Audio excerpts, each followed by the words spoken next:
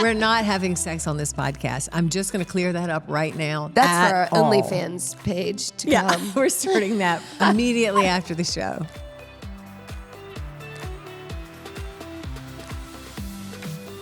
Hi, Liz. Hi, Lee. Hello, everybody. Welcome back to the podcast. So happy. Viewing, watching. Thanks for watching. Thanks for listening. Yes. Thanks for commenting, reviewing, subscribing, sharing. Yeah.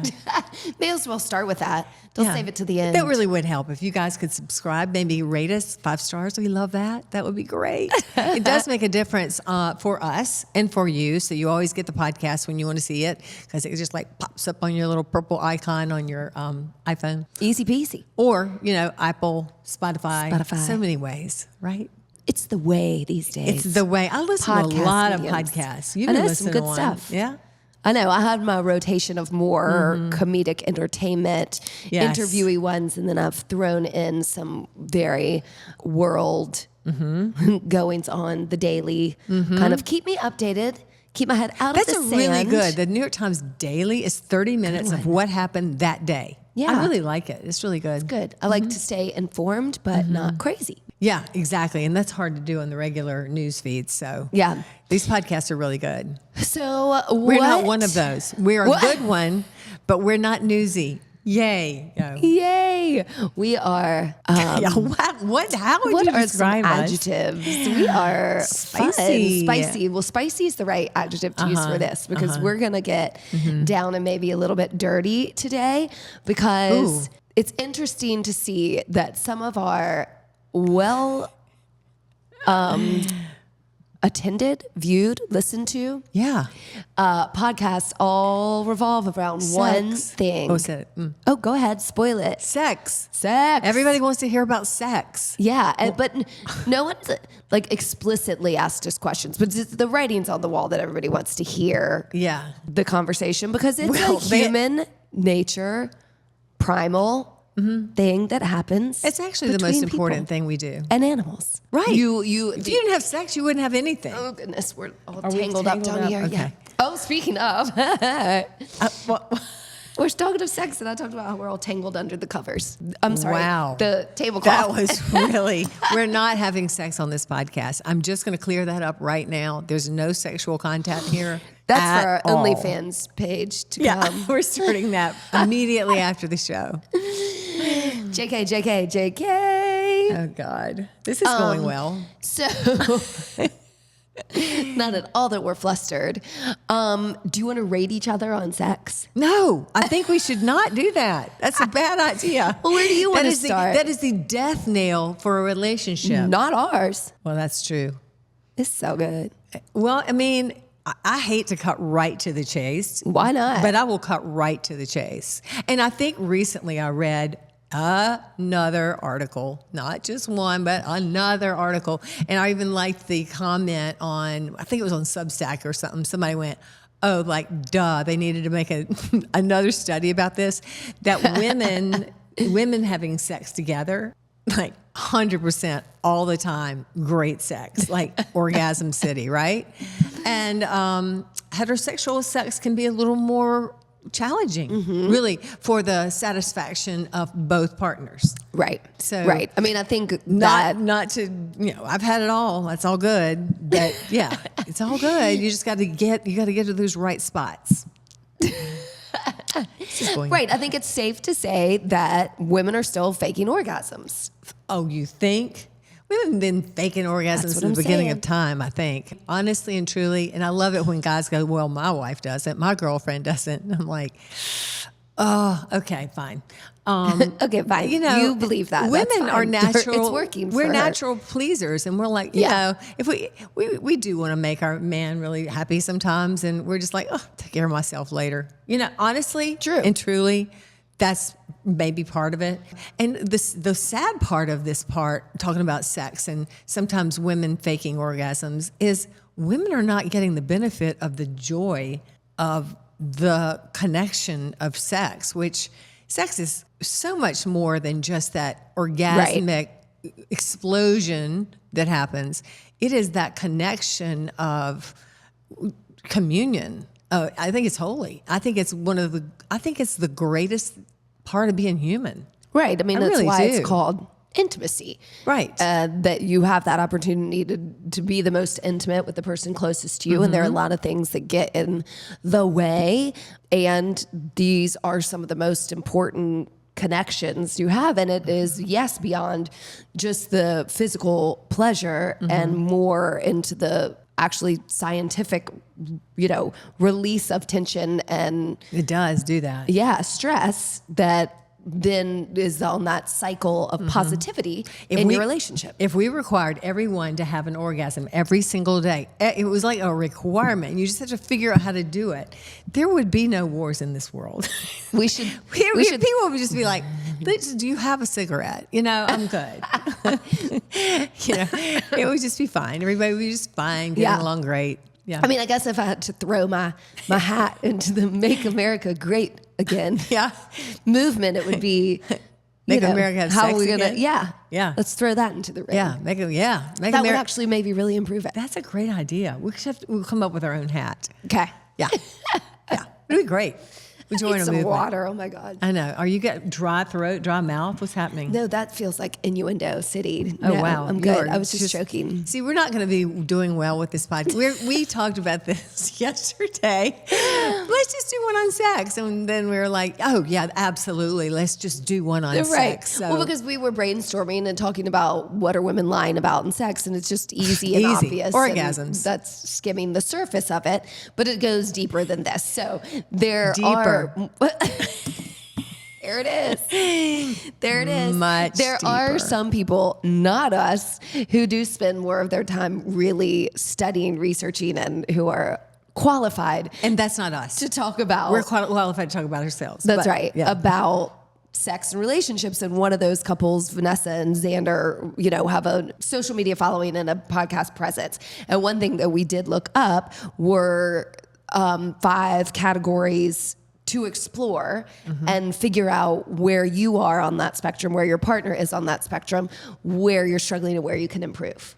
You're giggling like you're at church or school. I love this so far. I'm Why? so excited. What do you love about it? I looked at these 5 things and I'm like, I cannot wait to just start. Okay, why don't you choose which of the 5 you'd like to start with? Desire. There we go. Yeah. Tell me what desire means to you, and then I want you to rate it, and I'll rate it. Rate it. Okay. In our relationship. Do we want to tell them these 5 things first? Sure. Okay. They are desire, pleasure, communication, connection, and exploration. I think this is a great idea for every single person to write these 5 things down. Make sure your kids are asleep, the doors are closed, the sound machines are on, close yourself up in words your are bedroom, very good and words. then you all have this discussion, okay? Or maybe somewhere else, away from your kids, definitely. These are fair words Fair for words, a family. desire. Okay. And desire, I think, is the word that makes the world go, "What? I desire you. I desire to know more about not just you, but, again, curiosity, desire. Desire is potent. It is Right. transformative. Well, and I think a huge part of desire is chemistry and the kind of unspoken connection that you can have with another person. Now, you can have desire and chemistry in a lot of different ways for different people and things. So go. Okay, I'm going to go. Okay, so in the beginning Interrupt me, and I'll try to remember it's my what the favorite fuck thing to I'm do. talking about. Yeah, I know. So in the beginning of our relationship, the desire was like on a scale of 1 to 10, 1,010, maybe a trillion and 10. And now that we've been together for 7 years, wow, isn't that like some kind of breaking point? Anyway, The itch, baby. Yeah, yeah. Do you have a 7-year itch? I mean, is the desire the same? Of course not. What is that scale? Let's just say 1 to 10. Say everybody's got the desire at the beginning. Everybody's desire is a 10, or you wouldn't be together, right? Okay. So then, what happens to desire when you're together longer? Are you asking me? Yep.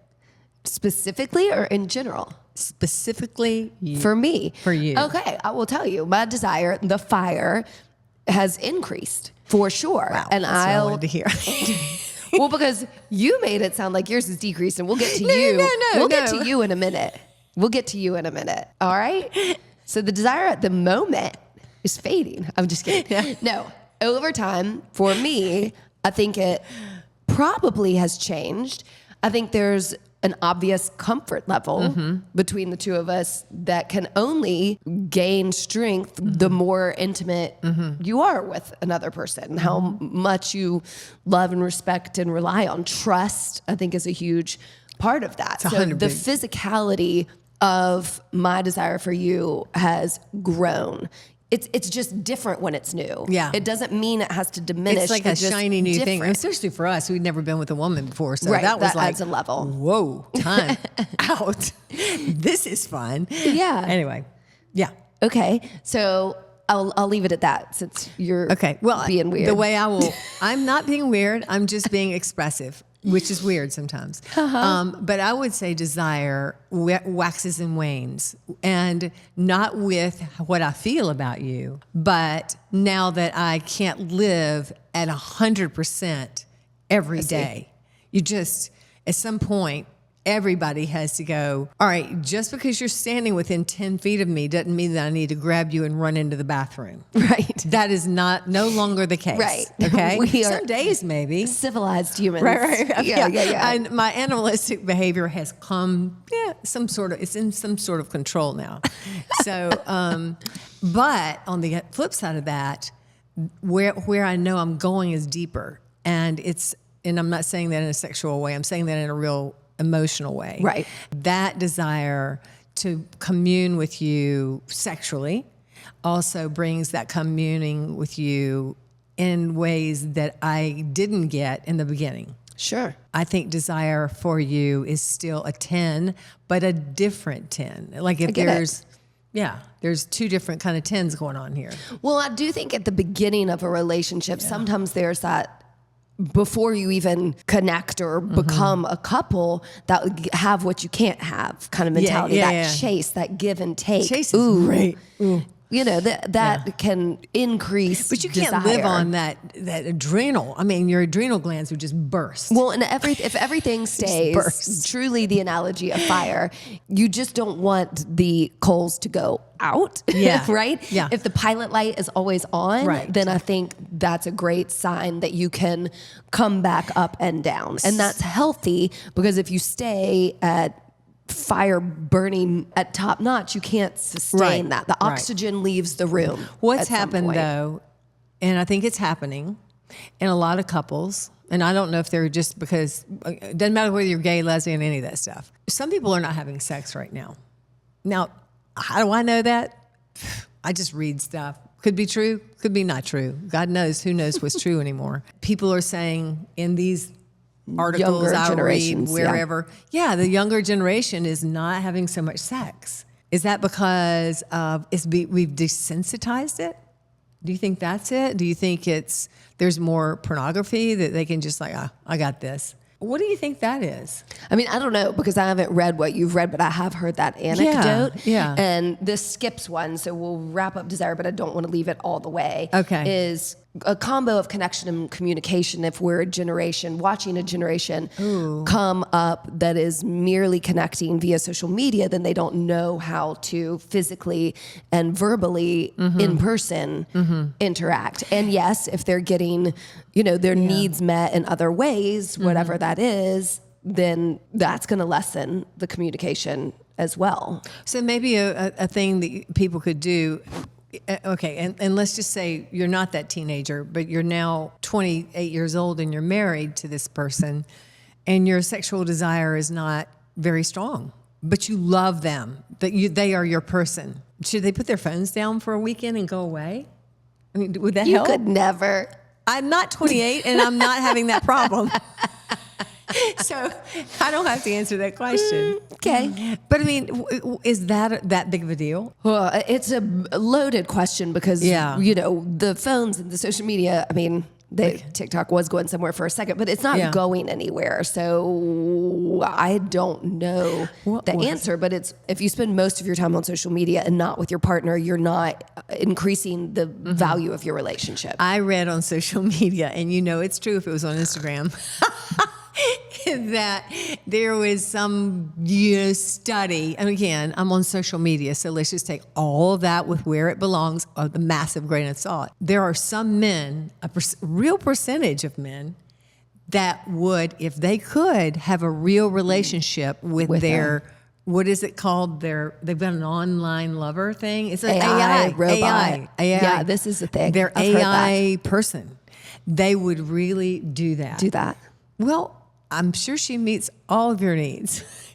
But what's that's it like what on Sunday afternoons at the movies? Yeah. I mean, and I think that is going to be addressed when you think of all these 5 things together. Yeah, we started with the real hot one. Yeah, I mean, I think we could back it up to communication and connection first, because I don't think you can Let's have get away from AI and Instagram. pleasure and exploration without communication connection. Is that a problem? Yes. But what we're trying to determine is, why is sex going well or not, if it's happening in the first place, and to explore these 5 realms. So desire, we've talked about.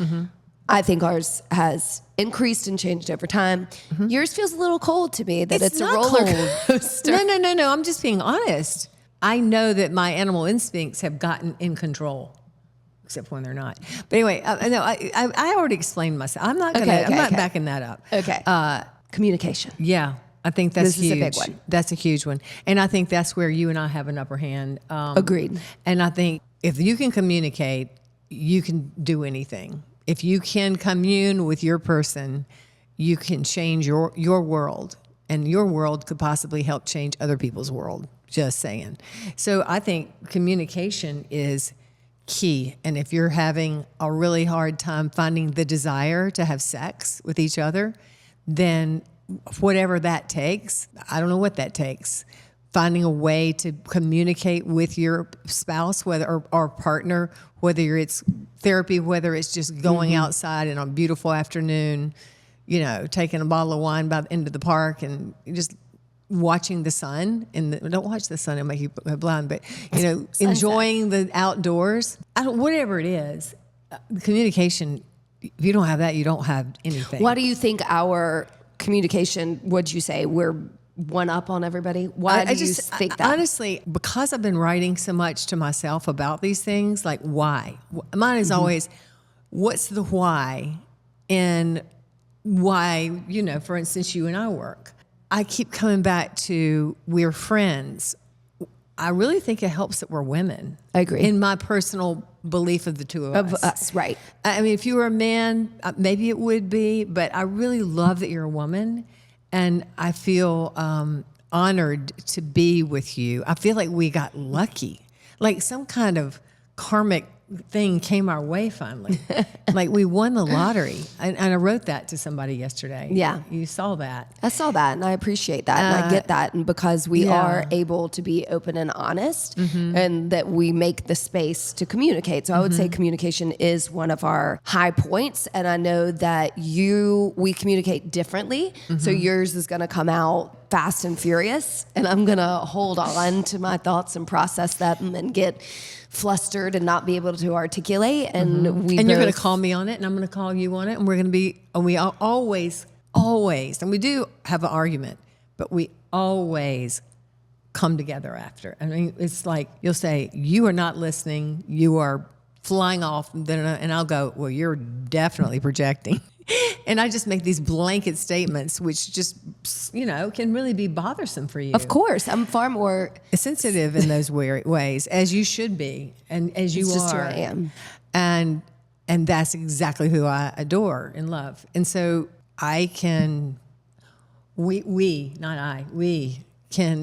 communicate because we can communicate. God, I don't know why we can communicate.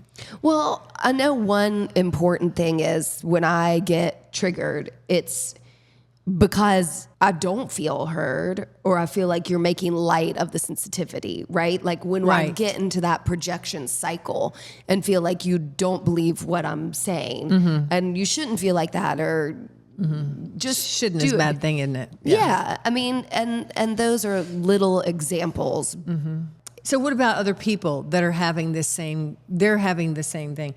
Honestly and truly, again, because I've been visiting this in my own writing, I remember in my relationship before that I couldn't quite get that person to meet me where I was, and that I would be just below the surface.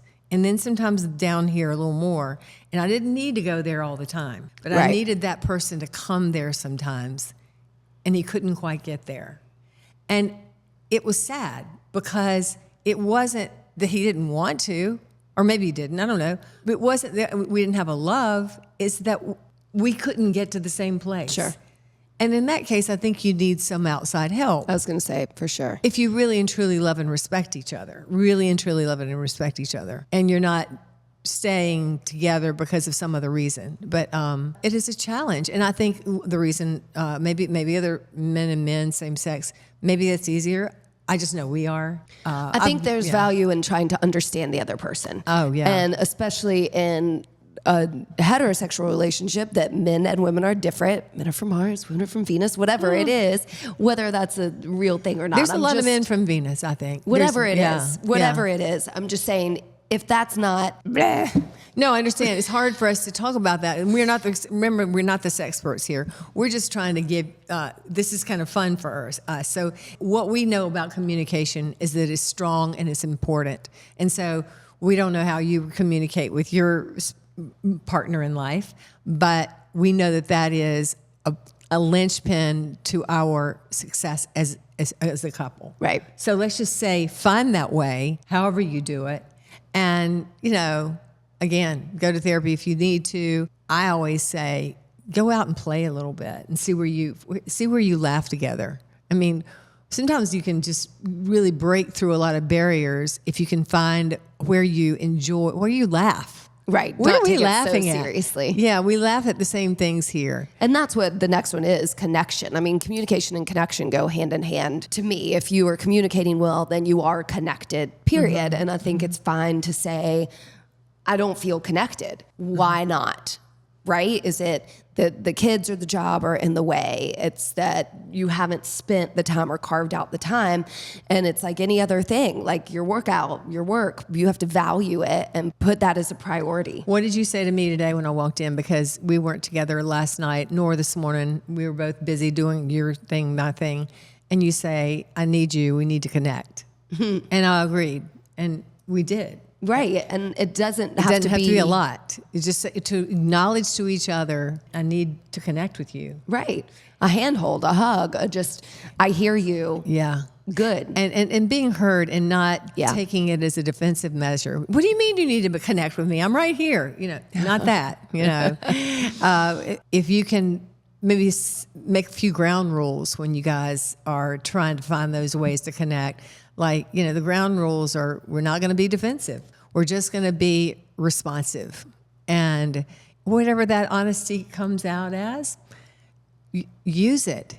Use it to help you grow. And it might not be the response you wish you had heard. Sure. And it's important to do it in a safe space. Maybe you need to be in a car driving so you don't have to look at each other. Maybe you prefer to sit down one-on-one. Maybe it's going to a workout together. Maybe it's just going for coffee. Maybe it's just watching a movie beside one another. I think getting outside of our own four walls really helps. Sure. As a couple. I mean, just going out for a walk. I think that is one of the best ways to do it. And just sort of, because when you and I are trying to figure anything out, like, what are we going to do about this, that, or the other? Let's go for a walk. Yeah, juice is flowing in whatever way that is. And so make that a part of your sex talk and walk. Okay.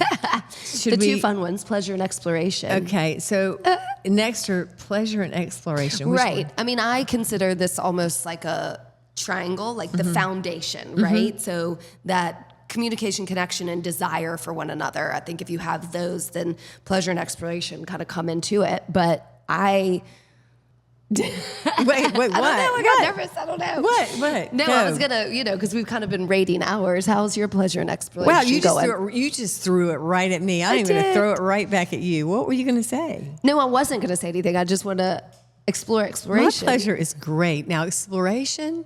I love exploration, and I think the more curious I am about life, the more curious I am about you. Right. Staying within safe zones of each other's comfort zones, sexually speaking, are important. Do that. But I love the exploration of your body. Truly. The beauty of something that maybe we hadn't thought of doing. And then the look on your face when you go, absolutely not. It's fun. I mean, and just to be, again, it's a sense of adventure and play. That's right. If you can bring that to your sexual life, then you're really ahead of the game, I think. And laugh if you like, that didn't work, did it? Right. You know? Well, I'm so kind of prudish and Pollyanna on it. Yeah. Like, you are. It's fun. you would be more willing to be like, let's throw a vibrator in the mix. I'd be like, no. Yeah. And I bet all these people are shocked too. I mean, how many people have sex with a vibrator, whether you're heterosexual or anything? Doesn't matter what sex you're doing. No. You are like, that is a foreign instrument. It is not coming in the bedroom. I'm like, wow, okay. Because this All weird right. thing that's like, That's I weird. just should have said that. What You I can said, say whatever you want what to. I was going to say is this weird thing. It is just a thing.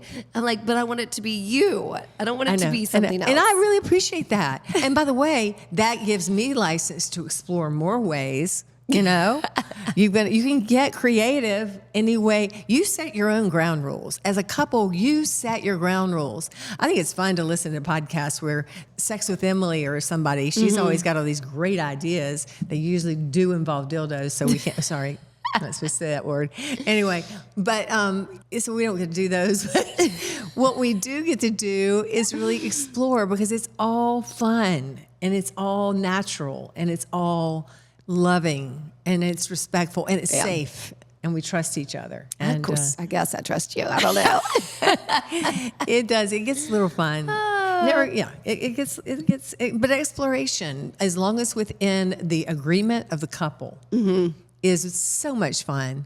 And you know, if you're just doing it to do it, who's getting any fun out of that? Even though we know a man can orgasm at the sight of a spray bottle over there. Oh, God. I'm sorry, guys, but we know this about you.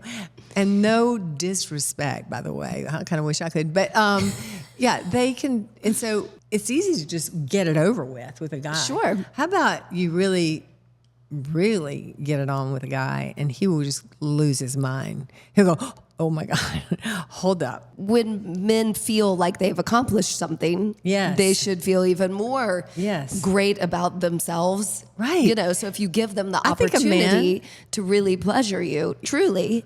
And I've been with men plenty. And I feel like my favorite things were men that really cared, you know, they don't have a vagina. They don't get it, but those that are willing to explore ways to pleasure you, even if they don't quite get it, wow, does it turn you on? It just turns me on. I mean, it's like they care about you. They love you. They want you to feel the same thing they do. And for you to fake an orgasm with these sweet men that love you so much, that's not fun. That's not a good thing for them. And it doesn't serve you in the long run. So just quit it. Listen, there is some 911 sex that needs to happen now and then. Let's just, go. And then but then wake up with the real beautiful, loving, you know, I want to pleasure you back. What do you think comes first between pleasure and exploration? Like chicken or the egg? Oh, well, pleasure is the end result of exploration. Or wait. Both. You know, either way. Sure. The pleasure of exploration is fun. I think the more you become free. Wow, I really hope and my grandchildren open, listen to this. Don't you? The more you become free and open to honestly access pleasure, I think then the more trust you and foundation you have to explore. I agree. That's my opinion. I agree. Back to my grandchildren real quick. I've never said anything on this podcast I didn't believe they should listen to, and I haven't said it yet. Okay, keep going. Great. Okay. Yeah. Hand in hand or whatever. Just no foreign objects. Right? Oh, God. How are we doing on this sex talk? Itchy. Yeah, you are. You're getting a little itchy. Getting hivey. No, we've said it all. It's good. I mean, I think these are great. What they've come up with is a great toolbox. We'll never have one of those. Oh my gosh, toolkit. Oh, and we're going to have I hope we have comments. If you guys love your toys, please put them in our comments. Please, please, please. I really would like to know about them because you're not going to get to use them. Nope. I disagree. I would never force anything on you, but I believe you're also curious enough to possibly entertain the possibility of it. And maybe they could help us here. I'm good. I don't really need it, but I'm just always curious.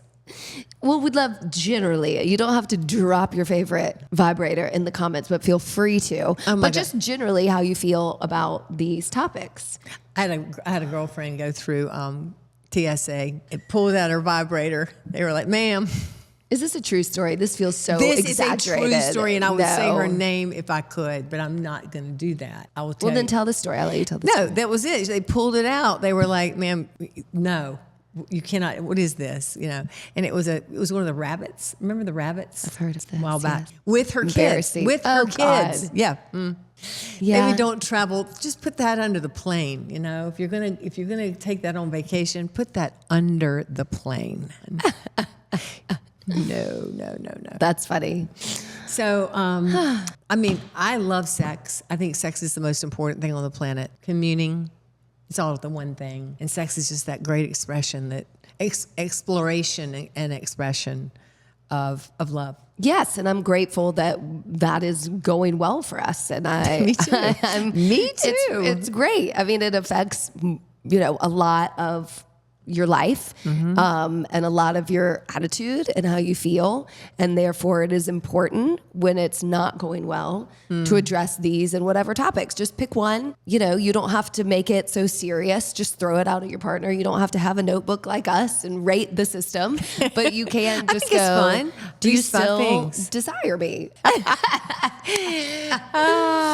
Before she goes, let's just all have good sex. Let's all have good sex and stay out of trouble and make America great again. No, we are not using that term. Delete that shit. No way. I used to just a joke. All right. I love you. Well, that was fun.